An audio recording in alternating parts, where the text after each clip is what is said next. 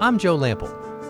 When I created Growing a Greener World, I had one goal: to tell stories of everyday people, innovators, entrepreneurs, forward-thinking leaders who are all, in ways both big and small, dedicated to organic gardening and farming, lightening our footprint, conserving vital resources, protecting natural habitats, making a tangible difference for us all. They're real, they're passionate, they're all around us.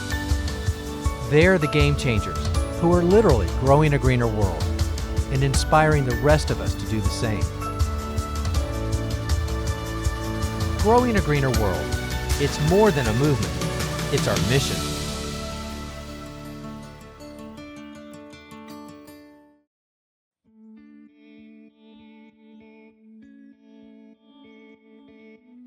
No matter where you live, paying more attention to protecting the environment has become the topic of daily discussions. And for anyone with a yard or garden, even the simple acts of what we plant and how we maintain it can have a positive or adverse effect on the surrounding area. Pam Paisley is a Central Florida homeowner and master gardener. In the short time Pam and her husband Glenn have lived here, she's done a good job of converting her yard to a more eco-friendly landscape. Yet she knows she still has a way to go. So Patty and I stopped in for a visit to see how she was doing and offer some assistance. Well, Pam, Patty and I are ready to get to work. You have a lovely yard, but tell us about it and maybe some of the concerns that you have here in the front yard. Well, I'm so glad you're here because I have such challenges in the yard. You can see this giant oak tree just shades everything, and I don't know where to go from here. Well, the good news is, first of all, shade is not necessarily a bad thing, especially when you have the right plant in the right place, and you have a lot of that already. But one of the comments that Patty and I made when we pulled up here is that you have a lot of turf. How do you feel about that? I am not wedded to this turf at all. Well, I think what we're going to do is we're going to expand some of your planting beds, get rid of that turf, and give it a little bit more balance. I like the idea of that. Yeah, I think it's going to look really great. Okay, this right here, what do you have planned for this? Well, as a master gardener, I know the value of compost, and this is my next compost pile. Compost is also essential for an eco-friendly landscape, so good job. Just wanted to make sure you weren't going to throw this away. No.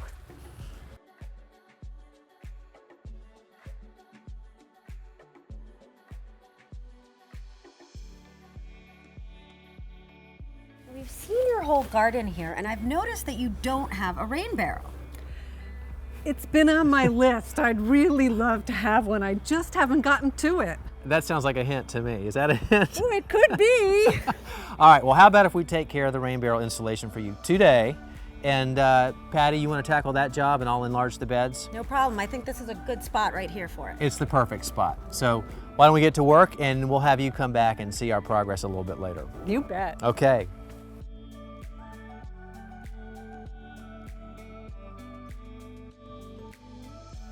Ask any professional horticulturalist across the country, what's the one thing they do to keep their plants looking good all the time? And you'll get the same answer every time. It's to put the right plant in the right place. And it's also the first step in creating an eco-friendlier landscape. When you put the right plant in the right place, it's naturally happier and it's going to thrive on its own. It's going to require a lot less input from us, less chemicals, less water, less everything.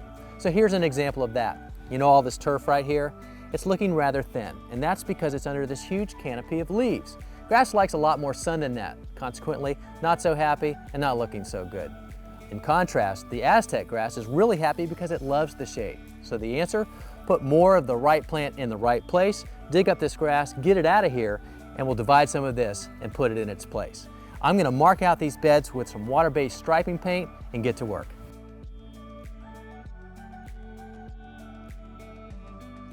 As I think about where I'm going to put the new bed lines, I'm looking at the overall health of the turf for one of my criteria. First of all, this turf area right here is not very happy. It's got some problems, so I can fix that by starting my bed right here and just eliminating that turf altogether. And then the other thing I look at is the overall curves that are there now, and I like them. So what I'll do is I'll just basically mirror that line, but bring the bed out and eliminate the area where the grass isn't so happy. Then I'll come around to where the walkway is. And we talked about this earlier. We didn't really have the balance that we were going for. So I'll take the bed line down to where you approach the house, and whatever I do on this side, I'll do on the other side to give it that visual balance.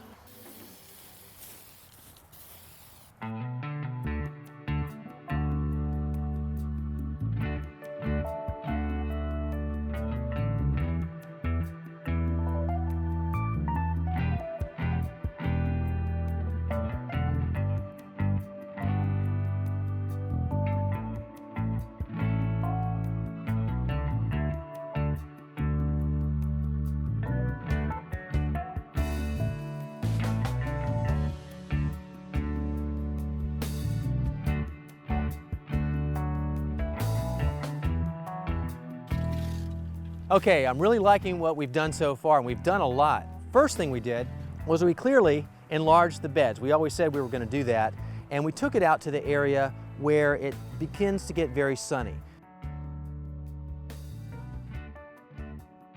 The other thing that we did was we took out a lot of the plants over here. Now that was the Aztec grass. If you remember, it was rather clumpy. It looked nice, but the beauty of taking it out and dividing it is that we're going to get a lot more plants out of it for free.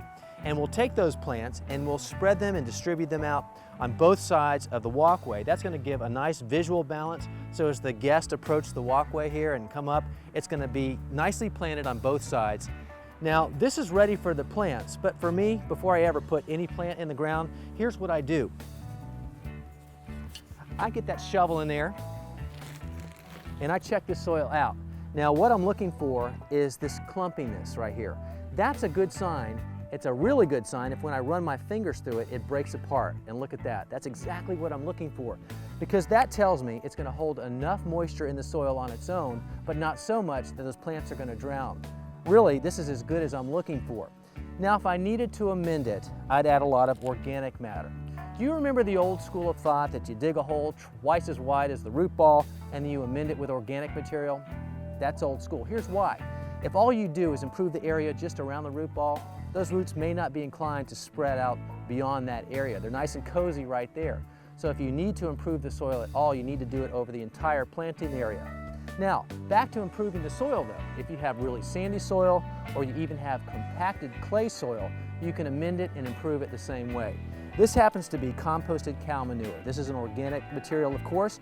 You put that into the soil along with, gosh, just about anything. This happens to be topsoil, but you can use compost, shredded leaves. But the point is, all of this organic material has different consistencies and textures.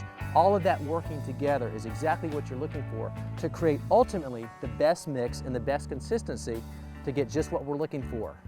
Sticks together but breaks apart. Okay, I'm really happy with what we have here and I'm ready to plant. Patty's on her way back with all the plants that we sent her out to get, and as soon as she gets here, we can get them in the ground and get busy.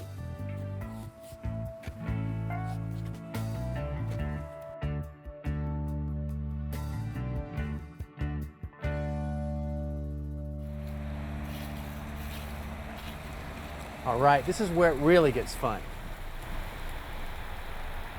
Looking good, Patty. I got as many plants as would fit in the car. Okay, now, do I have any change? No. Great. Not the first time I've gone broke buying plants, but I don't mind. Yeah. Don't hurt yourself, Patty.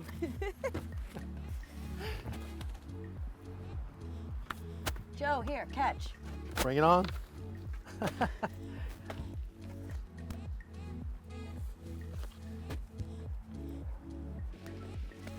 Okay, let's take a look at what we have here. First of all, the azaleas. The reason we bought these, they're really low maintenance. They're native to the area, and she already has some. So what we wanted to do was just add a few more to balance out the look.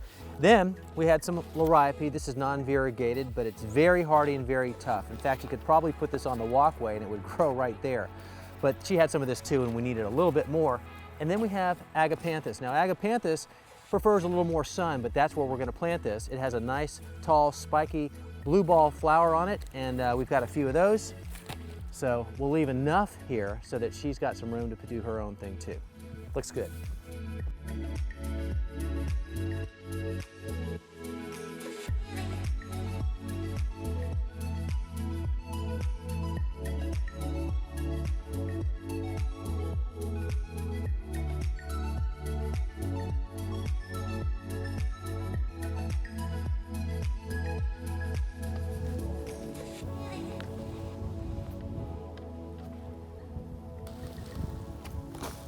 Okay, looks good. I think we're all set, Patty. Oh, good. I'm going to get started on that rain barrel. Okay, I'll see you later and I'll All take right. care of the rest. Okay, so I'm gonna make one final look. Everything's sitting in the ground. If I'm happy with it, we'll cover it up. And then it's my favorite time of the day when we add the mulch.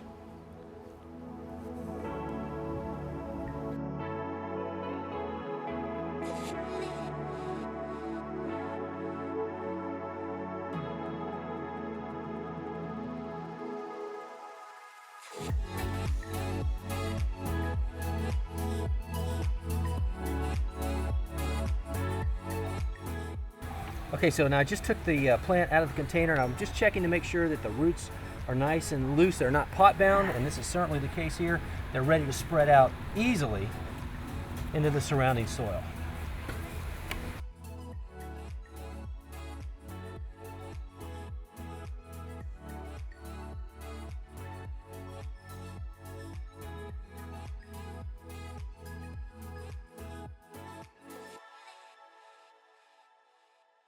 I've installed Pam's rain barrel right here next to a downspout.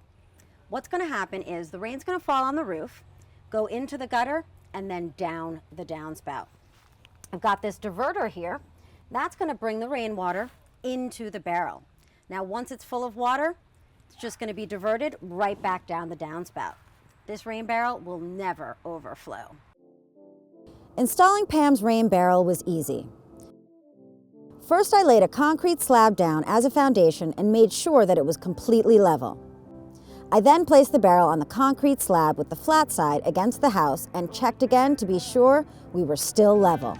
It's always important to start with a level and solid base because rain barrels can be heavy when they're full. I took the spigot, which is used to access the collected water, and screwed it into the pre-drilled hole. I made a 1-inch hole where indicated on the side of the barrel and attached the hose connector.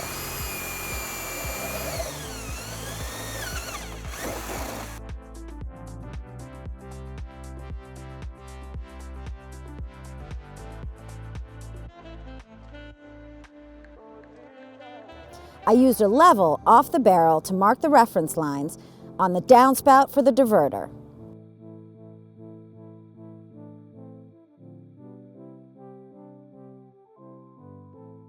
I cut into the downspout on the lines and attached the diverter to the upper section.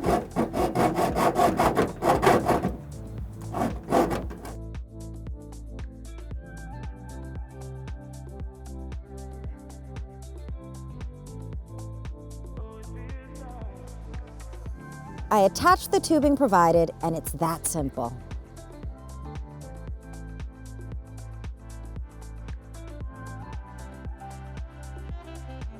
On a hot sunny day, Pam can use this water to irrigate all of her plants in her yard. Rainwater is great to use to irrigate your plants. It's pure water and doesn't contain any of those chemicals found in municipal water. Rain barrels are a great addition to an eco-friendly landscape.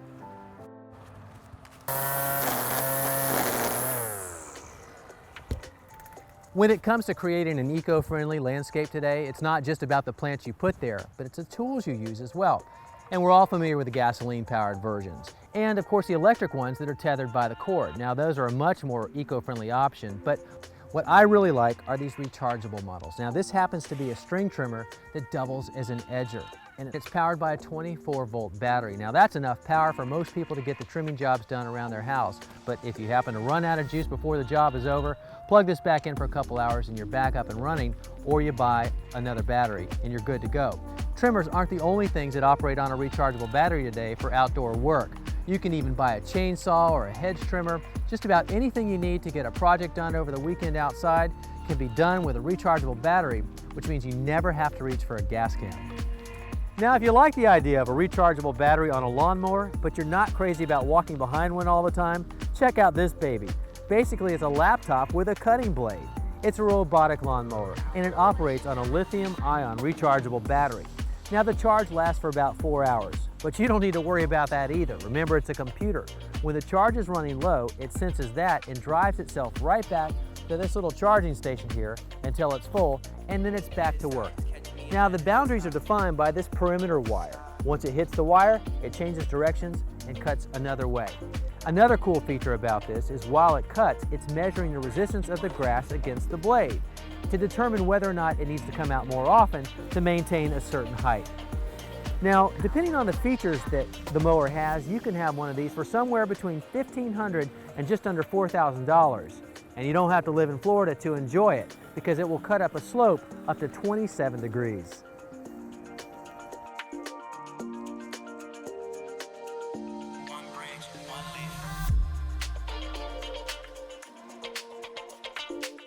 It's not only only our outdoor air quality we need to be concerned about, but there's a lot we can do to purify our indoor air quality with the help of plants, like they have here at the Gaylord Palms Resort.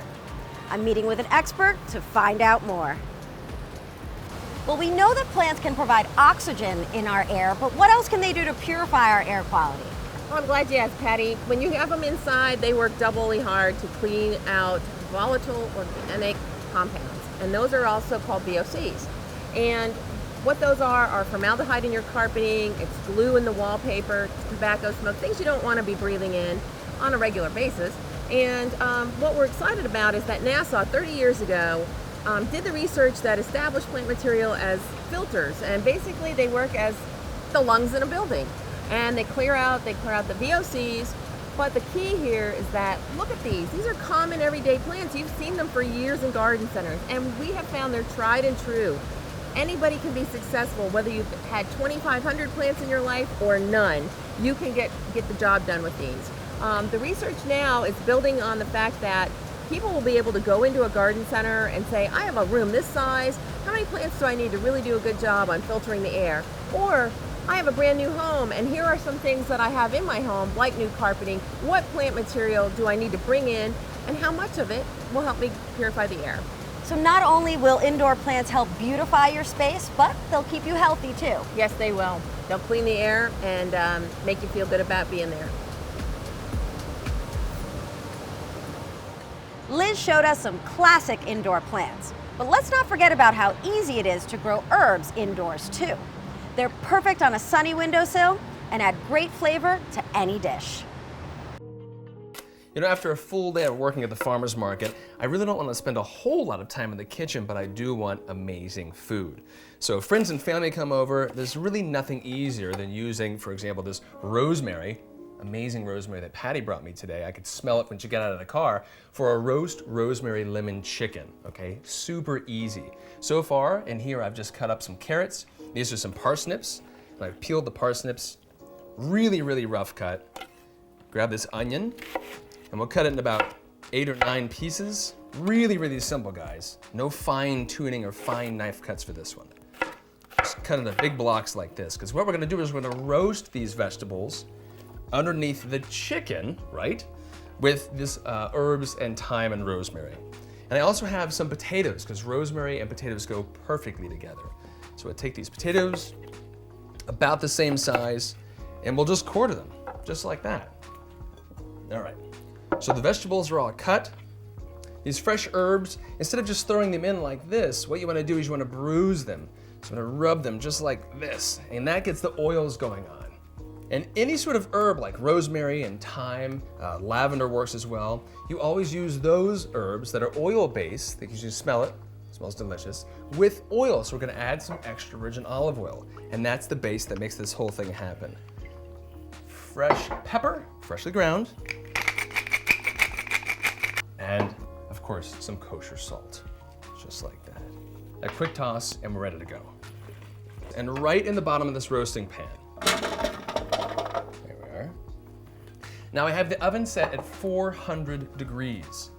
And you're thinking, well, 400 degrees might sound a little high. Doesn't chicken usually take a little bit longer than, say, an hour? And that's how long this takes, just an hour. And it does, but what we're gonna do is we're gonna rearrange the chicken. And I almost forgot, guys, this garlic. And I don't want to take them out of the little peels, because actually they won't burn if you keep them inside this white peel. So just scatter those in right on top. Okay, so now on to the chicken. And this chicken's been resting at room temperature for about a half an hour. Sometimes as much as 45 minutes is a good plan. On a completely different cutting board, because now when we use plastic, I can put this plastic cutting board right into the dishwasher, all right? So there's a couple things I want to do with this chicken. I can't just cook it like this, because oftentimes the breasts will overcook before the legs and thighs are done. So I'm gonna redesign the chicken. How cool is that? Actually, I'm gonna take the neck, this backbone right here, and I'll cut the backbone right out of the chicken. So now what we can do is a little bit of salt and pepper. Let's do salt and pepper it later on. Salt and season the inside and the outside of the chicken. Okay, now we'll just flip it right over. there's a couple things we want to do right now. Let's get this chicken infused with fresh herbs. I mean, I grow fresh herbs year-round inside these pots on my windowsill, like for example right here, fresh oregano, all right? Really, really fragrant stuff. And we'll mix that with a little bit of the thyme and some of the rosemary. Now let me show you what I do. I just take a little bit, tear it up like this, and we're gonna lift the skin under each breast and each thigh, and we'll just tuck it in just like that. So as it cooks, all the fresh herbs infuse the meat, and it's going to be delicious. All right. And also, you don't want these wings to burn, so just tuck them right behind each breast, just like that. And a little bit of butcher's twine will pull the whole chicken together. So I'm gonna cross the legs like this so it covers the breast, the tips of the breasts, so they don't dry out. And that's all it takes. I mean, this whole thing takes less than an hour and 10 minutes, and that's after cooking and the whole prep. So she's right there, perfect. A little bit of fresh lemon right on top, just like this. All right, all cleaned up, ready to go. There's one last thing to do before I put the chicken into the oven. This digital thermometer has saved me many, many times, okay? And I'm gonna put the probe right in the middle of the breast, just like that. And I'm gonna set this digital thermometer for 155. Perfect. Okay, so that 4-pound chicken took exactly 1 hour, 9 minutes. And how did I know it was perfectly done? Well, the probe was in the breast, set it for 155, you recall. When it beeps, don't even think about it, just pull the chicken out. And you also wanna let it rest. So it's been about 20 minutes, and it's juicy, and it's succulent, and it's time to plate this whole thing up. Just a little drizzle of olive oil right over top, and dinner in an hour and a half is served. It didn't take a lot of effort, just use really fresh ingredients, and the end product, delicious. Bon appetit.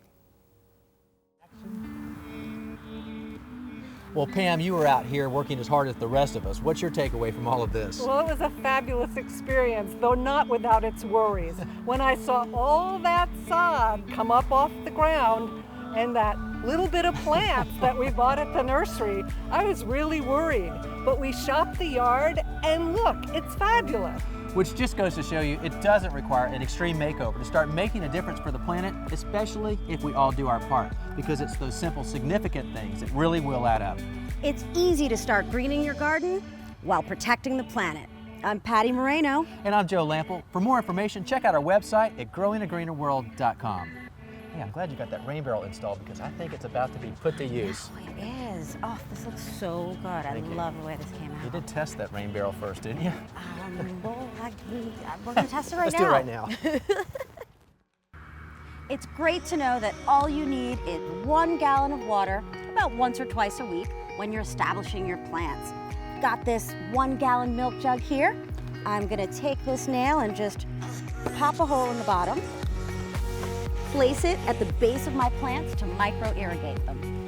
That's an eco-friendly way to start your garden.